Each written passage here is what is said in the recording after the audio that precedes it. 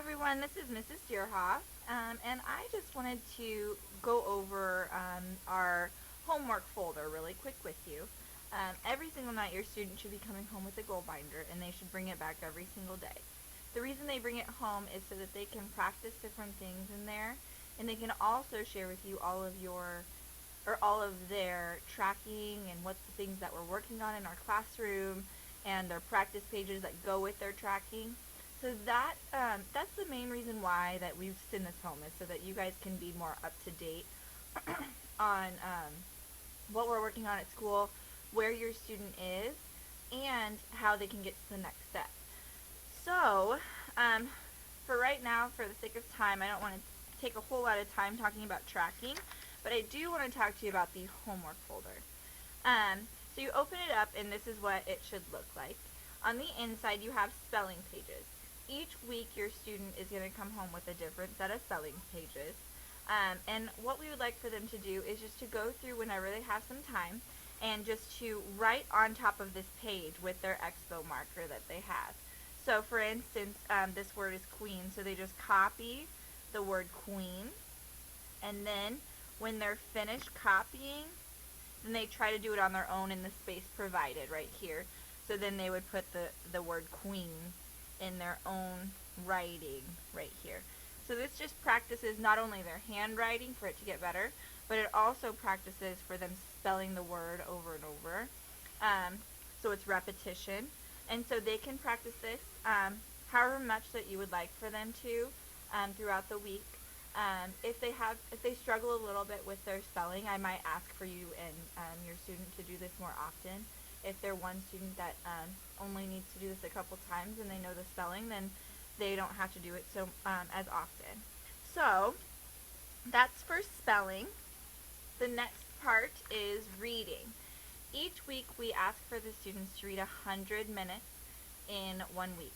They could do that in one setting, or they can choose to do it in different settings, like 20 minutes per setting.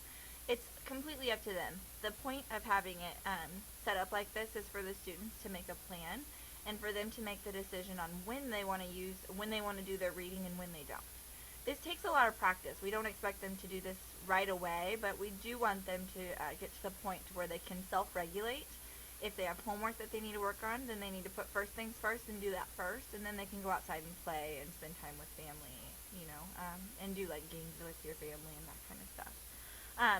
But it's not here to stress you out, so I do want to kind of go over this.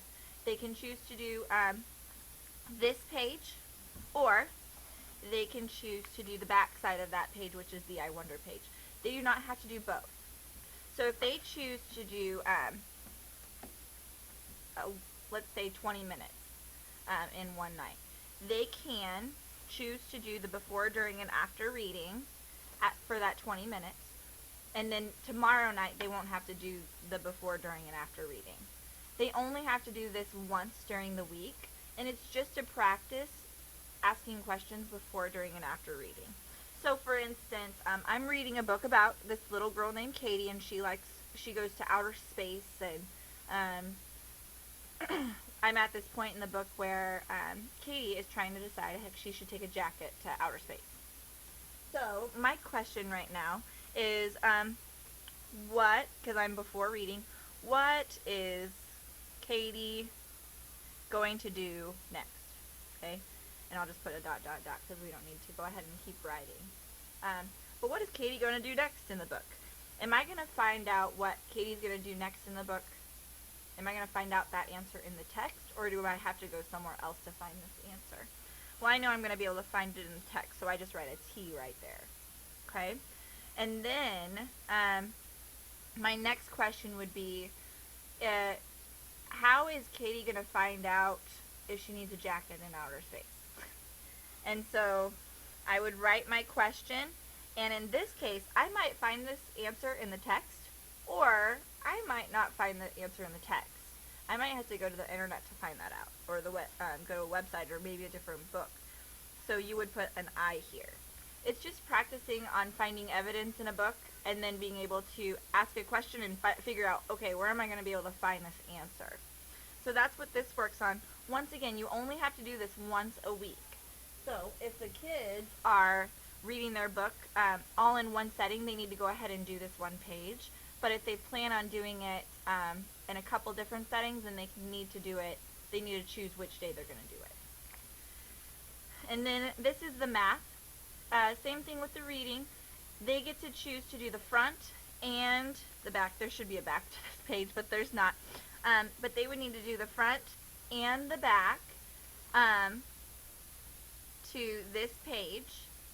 And once they have the front and the back done, they don't need to do this page anymore throughout the week unless you want them to.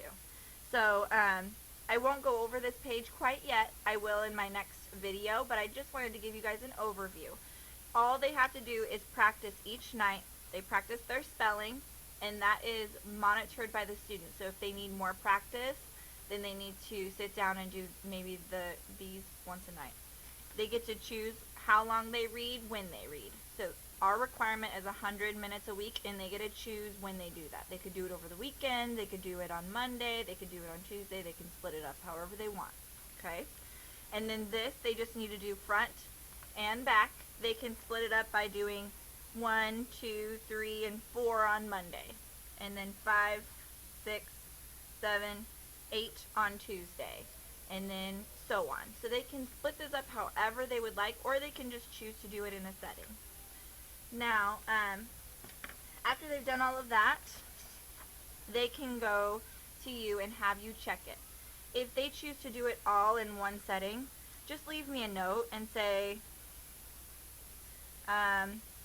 Jane did all her homework today, which would be on Sunday.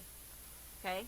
And that way you can just kind of check off through Wednesday and put your initials, and that way I know that she's done all her homework on Sunday. Okay? If not, and say she chose to do 10 minutes here, she chose not to do her math practice, just leave it blank. She chose not to do her spelling practice, leave it blank. Okay?